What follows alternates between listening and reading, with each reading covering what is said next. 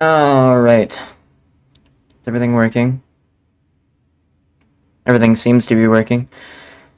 Um, what's up, everyone? We're gonna do some modeling today, and,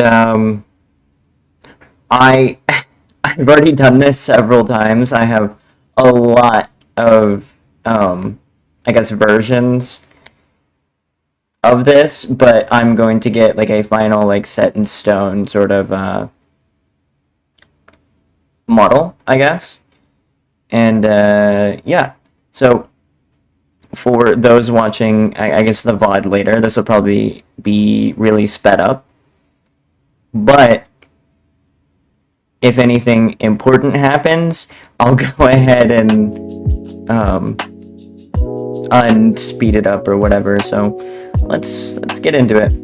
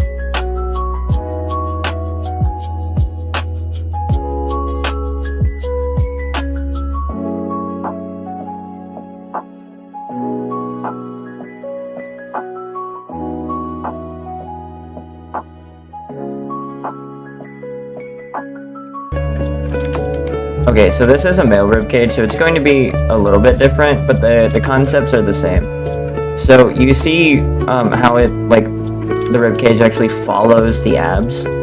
Your abs sit, like, right below your ribs, and there's another little curve up in the back. So on the side, that's why you see over here how it curves in. That's actually your ribcage. And when you're modeling that, you want that there. You want to keep that as much as possible. So when they actually go to bend, this bends as well as this bends, but this actual line doesn't move, sort of thing. And when you're actually like positioning your bones and all that, you actually want to keep this top torso section under one bone, and then have this a bone and then this a bone. That's why in a lot of skeletons you'll have 3 bones. It's just kind of how that works. So that's something to keep in mind. But that's also why I'm doing it here. I'm not exactly following it. But like I said, you want to keep that as much as possible. But this is going to be a little bit difficult because I'm using a subdiv. So I do somewhat have to keep that in mind, but generally speaking, you want to keep that line as much as possible.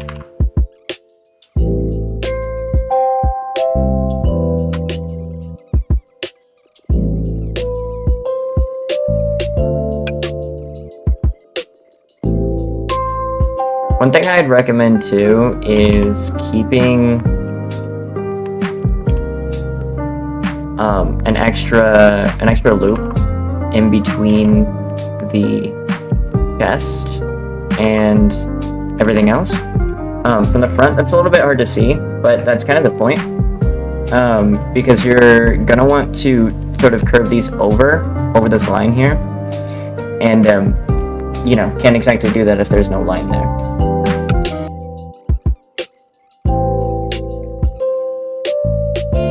Another really important thing, the collarbone exists. Keep it. So what we're actually going to do up here is we're going to do something, I guess, a little bit fancy, where we cut these down into 6, I think. I think that's what we should go for. Into the neck. But in doing so, we are going to lose a little bit of, or not lose, we're going to create a little bit of a step here. We actually want that. That really defines out the collarbone, and will end up looking really good. And this will keep good quad topology. Another thing that you really want to pay attention to, which a lot of people will say that it doesn't matter if you're using a subdiv, but it actually matters infinitely more if you're using a subdiv, because what'll happen if you have a triangle, hold on, let me find the right tool. What'll actually happen if you have a subdiv, and then we can go ahead and apply it, it'll make these weird end guns, which in a lot of cases is okay.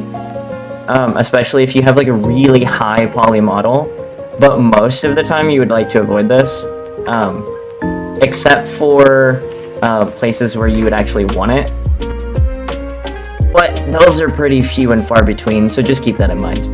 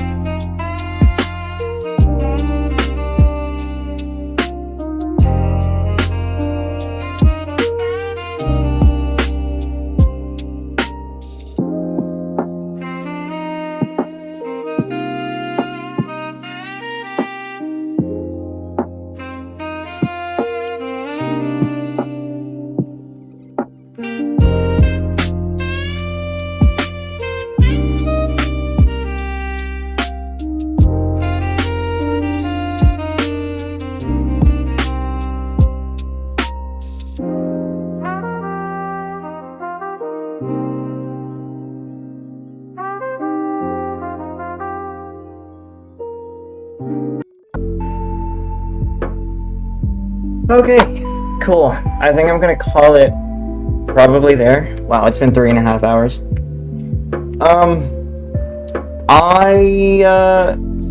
I think I can leave this bot up. Hopefully. If I can't, I'm going to post a time lapse soon.